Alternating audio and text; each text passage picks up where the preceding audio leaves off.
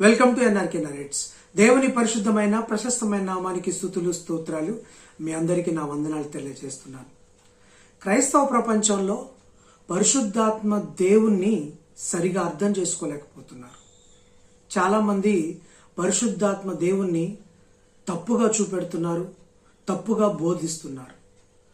పరిశుద్ధాత్మ దేవుడు అంటే కేవలం ఒక శక్తి స్వరూపి అని మాత్రమే ఆలోచిస్తున్నారు. కానీ పరిశుద్ధాత్ముడు దేవుడని, త్రియేక దేవునిలో మరి త్రిత్వములో ఒక దేవుడని, ఆది నుంచి పరిశుద్ధాత్మ దేవుడు ఉన్నాడని, యేసు ప్రభువారు మనకు సంచకరువుగా ఆదరణకర్తగా ఈ లోకానికి పంపించి మనకు జ్ఞానాన్ని, తెలివిని, బుద్ధిని, యుక్తిని, వివేచనాన్ని, సమయస్ఫూర్తిని తో పాటు తన శక్తిని ఇస్తాడని చాలా మంది గుర్తించలేకపోతున్నారు.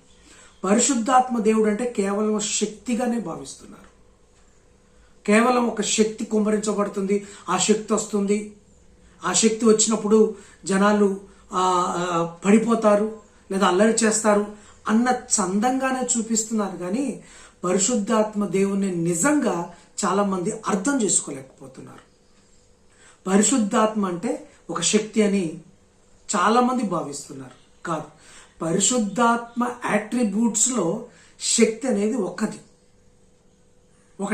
అంతేగాని శక్తే పరిశుద్ధాత్మ కాదు. చాలా మంది పరిశుద్ధాత్మ శక్తిని ఏదో కరెంటు లాగా మాదిరిగా వాడుతున్నారు.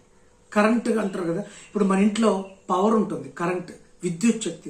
మనం అవసరమైనప్పుడు ఆన్ చేసుకుంటాం, అవసరం లేనప్పుడు ఆఫ్ చేసుకుంటాం.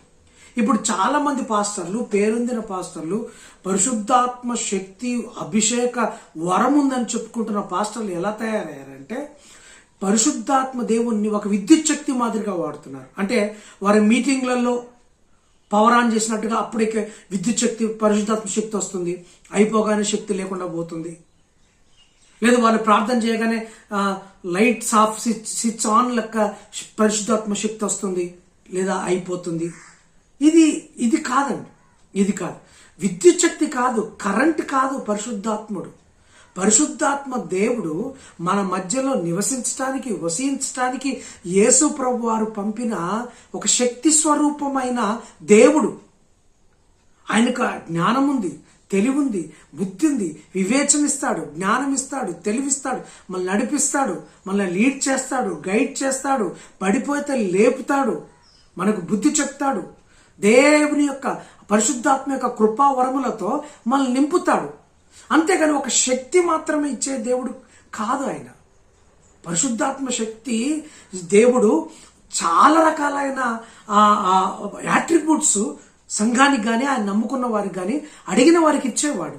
అంతేగాని ఒక శక్తికి మాత్రమే దేవుణ్ణి పరిమితం చేసి ఈరోజు చాలా మంది పరిశుద్ధాత్మ దేవుణ్ణి తప్పుగా ప్రొజెక్ట్ చేస్తున్నారు.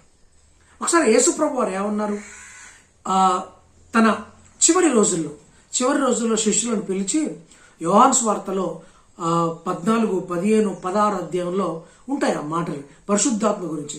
నేను వెళ్తాను, వెళ్ళినప్పుడు మీకు ఒక ఆదరణకర్త వస్తారు, ఆయన నేను పంపిస్తాను, ఆయన మీకు అన్ని నేర్పుతారు, మంచేదో చెడేదో నేర్పుతారు, మీకు లీడ్ చేస్తాడు, మిమ్మల్ని గైడ్ చేస్తాడని చెప్పారు. ఆయన వస్తారు, మన మధ్యలో ఉంటారు. అంటే ఆయన ఇక ఏదో మీటింగులకు వచ్చి మళ్ళీ మీటింగ్ అయిపోగానే పోవడం కాదు. ఆయన భూమి మీదకి వచ్చారు, పెంతెకోస్తు దినాన్ని భూమి మీదకి వచ్చారు, ఇక్కడే ఉంటారు, మన మధ్యలో ఉంటారు, మనలోనే ఉంటారు. యేసు ప్రభు వారు ఏం చెప్పారు? యోహాను సువార్త 14వ అధ్యాయం 16వ వచనంలో, యోహాను సువార్త 14వ అధ్యాయం 16వ వచనంలో ఒక మాట చెప్పారు, మీ యొద్ద ఎల్లప్పుడూ ఉండుటకై ఆయన వేరొక ఆదరణకర్తను అనగా సత్యస్వరూపియగు ఆత్మను మీకు అనుగ్రహించును. లోకము ఆయనను చూడదు, ఆయనను ఎరుగదు గనక ఆయనను పొందనేరదు. మీరు ఆయనను ఎరుగుదురు, ఆయన మీతో కూడా నివసించును, మీలో ఉండును. మనలో ఉంటాడు. ఎప్పుడు ఉంటాడు? యేసు ప్రభు వారు చనిపోయి తిరిగి లేపబడ్డారు. 40 దినాలు ఈ భూమి మీద ఉన్న తర్వాత 40వ దినం ఒలీవల కొండ దగ్గర, గెత్సెమనే తోట ప్రాంతంలో ఉన్న ఒలీవల కొండ దగ్గరికి వెళ్ళి అక్కడి నుంచి పరలోకానికి శిష్యులు చూస్తుండగానే ఆరోహణమైపోతారు. దానికంటే ముందు ఏం చెప్తారంటే, బాబు మీరు యెరూషలేము నుంచి వెళ్ళక మరి ఎడతెక్క ప్రార్థన చేస్తూ కనిపెట్టుకొని ఉండండి, మీకు పరిశుద్ధాత్మ శక్తి, పరిశుద్ధాత్ముడు మీ దగ్గరికి వస్తాడని చెప్పినప్పుడు వారు అక్కడి నుంచి వెళ్ళి యెరూషలేములోని మేడగదిలో 10 రోజుల పాటు అక్కడ వారు ఎడతెక్క ఏకముగా కూడి ప్రార్థన చేస్తున్నప్పుడు 10వ రోజు 50th డే పెంతెకోస్తు దినం రోజు అపోస్తల కార్యాలు 2వ అధ్యాయంలో ఉన్నట్టుగా పరిశుద్ధాత్మ దేవుడు వారి ఆ మేడగదిలో ఉన్న 120 మందిపై అగ్ని నాలుకల చేత విభాగించబడిన శక్తి చేత వారి మధ్యలో దిగుతాడు, వాళ్ళ మధ్యలో వారిలో శక్తిని కుమ్మరిస్తాడు. అప్పుడు వారు ఆ శక్తిని పొందుకున్న వారై నానా భాషలు మాట్లాడుతూ అక్కడున్న పండగలో ఉన్న వారికి వాక్యం బోధిస్తూ వారందరినీ దేవుళ్ళు క్రీస్తులోకి ప్రేరేపిస్తారు. పేతురు నిలబడి ప్రసంగం చేసినప్పుడు ఒక్క ప్రసంగానికి 3000 మంది అక్కడ రక్షణ పొందుతారు. 3000 మంది యేసు ప్రభువారిని నిజరక్షకుడిగా అంగీకరిస్తారు. అంటే ఇప్పుడు బ్రాండ్ న్యూగా పరిశుద్ధాత్మ దేవుడు పెంతెకోస్తు దినాన యేసు ప్రభువారు ఎప్పుడైతే ఆరోహణమైపోయిన 10 రోజులకు పరిశుద్ధాత్మ దేవుడు అఫీషియల్గా ఈ భూమి మీదకి వచ్చారు. ఏవేలు ప్రవచించినట్టుగా ఆ తర్వాత పేతురు గారు ఆ ఏవేలు గ్రంథపు వాక్యాన్ని ఎత్తిపట్టి చెప్పినట్టుగా యేసు ప్రభు వారు చెప్పినట్టుగా మన మధ్యలో ఉండుటకు, మన మధ్యలో నివసించుటకు, మనలో ఉండుటకు, అంటే ఆయన వచ్చిపోతుండేవాడు. కమ్ అండ్ గో పరిచర్య కాదు. పాత నిబంధన గ్రంథంలో పరిశుద్ధాత్మ దేవుడిది కమ్ అండ్ గో పరిచర్య, అంటే వస్తూ పోతూ ఉండే పరిచర్య. అంటే సౌలు మీదికి వస్తూ పోతున్న ఆత్మ, అలాగే సంసోను మీదికి వస్తూ పోతున్న ఆత్మ, దేవుడు వస్తూ పోతూ ఉండే పరిశుద్ధాత్మ దేవుడిగా ఉంటాడు. వెరాస్ కొత్త నిబంధన గ్రంథంలో పరిశుద్ధాత్ముడే వస్తూ పోతూ ఉండే పరిచర్య కాదు, ఇక్కడ స్థిరంగా ఉండే పరిచర్య, సంచకరువుగా మన మధ్యలోనే ఉంటూ మనల్ని బలపరిచి, స్థిరపరిచి, నడిపించి ముందుకు తీసుకువెళ్ళే పరిచర్య. అప్పుడు పెంతెకోస్తు దినాన పరిశుద్ధాత్మ దేవుడు దిగి వచ్చారు, మన మధ్యలో ఉంటున్నారు.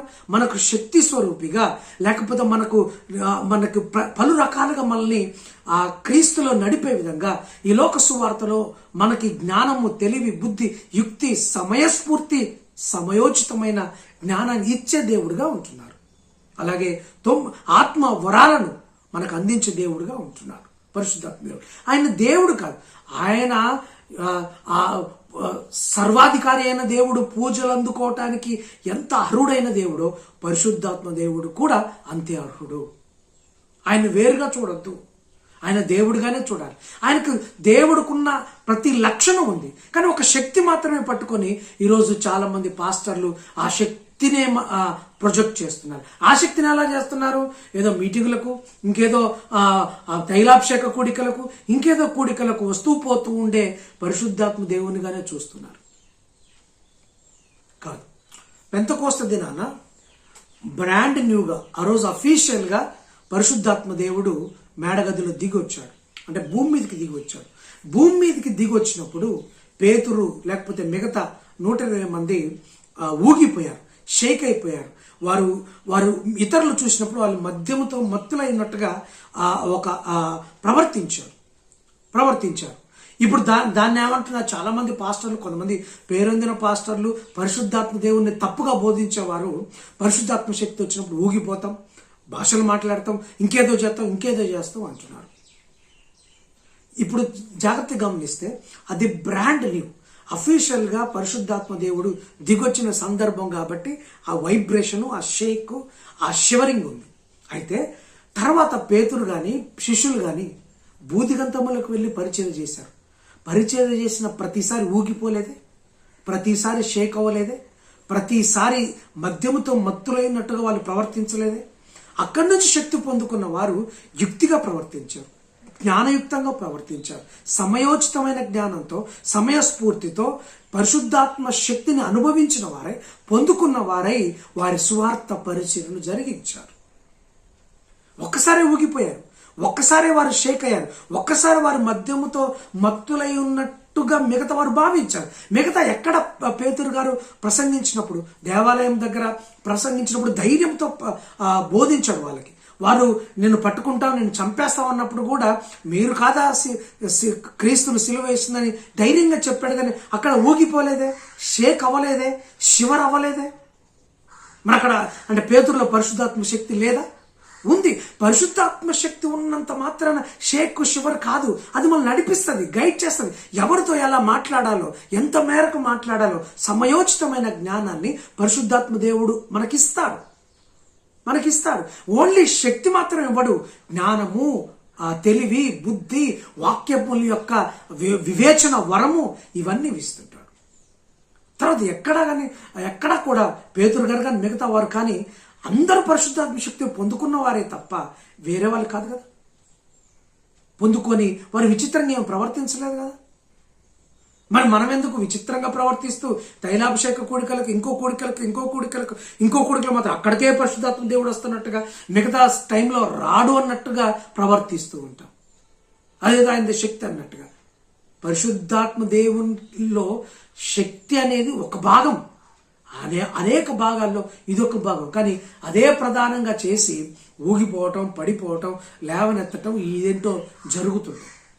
పరిశుద్ధాత్మ శక్తి వచ్చినప్పుడు మీరు నిలవబడతారు, బలపడతారు, స్థిరపరచబడతారు, మీరు ఒప్పించబడతారు, జ్ఞానయుక్తంగా ప్రవర్తిస్తారని బైబిల్ గ్రంథంలో. ఇది ఏది కాకుండా ఇప్పుడు పడేయడం. ఆ పరిశుద్ధాత్మ దేవుడు చెప్పాడు, నువ్వు రాజేష్వి, సురేష్వి, నువ్వు ఎర్ర డ్రెస్ వేసుకున్నావు, నల్ల డ్రెస్ వేసుకున్నావు. ఇదా పరిశుద్ధాత్మ వరం? ఇదా పరిశుద్ధాత్మ జ్ఞానం? మనుషులను నిలవబెట్టేది, తప్పేదో ఒప్పేదో ఒప్పించేది, సత్యవాక్యాన్ని సరిగా విభజించి మనకు అర్థమయ్యేలా చెప్పేది పరిశుద్ధాత్మ శక్తి, ఆ జ్ఞానం, ఆ యొక్క పవర్. అటువంటి పవర్ను చాలా చిన్నదిగా చూస్తూ పరిశుద్ధాత్మ దేవుణ్ణి అవమానిస్తున్నాం, తప్పుగా మాట్లాడుతున్నాం, తప్పుగా బోధిస్తున్నాం, తప్పుగా చూస్తున్నాం. చాలా మంది క్రైస్తవులు కూడా కొంతమంది జిమ్మిక్కులు చేసే పాస్టర్లే నిజమైన పాస్టర్లని, సత్యవాక్యాన్ని సరిగా విభజించి చెప్పే పాస్టర్ల వెంట పోవడం లేదు. ఇలా జిమ్మిక్కులు, పరిశుద్ధాత్మ పేరట చేసే మోసాల వెంట పరిగెత్తుతున్నారు. దురదృష్టవశాత్తు అటువైపు ఎక్కువగా ఉంటున్నారు. కాదండి, తెలుసుకోండి, సత్యవాక్యాన్ని సరిగా తెలుసుకోండి, విభజించండి. మనకు జ్ఞానం బైబిల్ ఉంది కదా. పరిశుద్ధాత్మ దేవుడు ఏం చెప్తాడో, ఏం చేస్తాడో చెప్పింది కదా. ఏవేళ చెప్పాడు, అంత్యదినంలో అందరి మీద నేను నా శక్తిని కురిపిస్తానని చెప్పారు కదా. కొంతమంది కాదు కదా. ఎర్ర డ్రెస్ వేసుకున్న వాళ్ళు ఆ మీటింగ్కి వచ్చిన 100 మందిలో 2 మీదనో 3 మీదనో కాదు కదా, అందరి మీద కురిపిస్తానని చెప్పాడు. యవనుల మీద, చిన్నల మీద, ముదుసరి వారి మీద కురిపిస్తానని చెప్పాడు. నా శక్తి ఇస్తానని చెప్పాడు, జ్ఞానం ఇస్తానని చెప్పాడు. సంచకరువుగా మీకు అసలు మనతోటే ఉంటాడు, భూమి మీద ఉండటానికే వచ్చాడు. మమ్మల్ని పరలోకపు మార్గంలో నడిపిస్తూ పరలోక భాగ్యాన్ని అందించడానికి ఆయన మనలో ఉండి మనల్ని ప్రయత్నం చేయిస్తున్నాడు. అంతే తప్ప ఒక శక్తికే పరిమితం చేసి యేసు ప్రభు వారు ఏదో దేవుళ్ళో ఒక దూతలాగా, ఇప్పుడు గబ్రియేలు దూత, మిఖాయేలు దూతలాగా పరిశుద్ధాత్మ దేవుడు దూత కాదండి. ఆయన ఏంజిల్ కాదు, దూత కాదు. దేవుడు తండ్రి అయిన యెహోవా దేవుడు ఎలానో, కుమారుడైన యేసు ప్రభు వారు దేవుడు ఎలాగో, పరిశుద్ధాత్మ దేవుడు కూడా దేవుడే, త్రిత్వంలో దేవుడే. ఈ సంగతి చాలా మంది మర్చిపోతున్నారు. కేవలము పరిశుద్ధాత్మ దేవుణ్ణి ఒక శక్తిగానే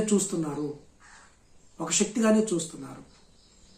ఆదరణకర్తగా మన మధ్యలో ఉండటానికి, మన మధ్యలో నివసించడానికి, మనలో ఉండటానికి వచ్చిన దేవుడు అతను.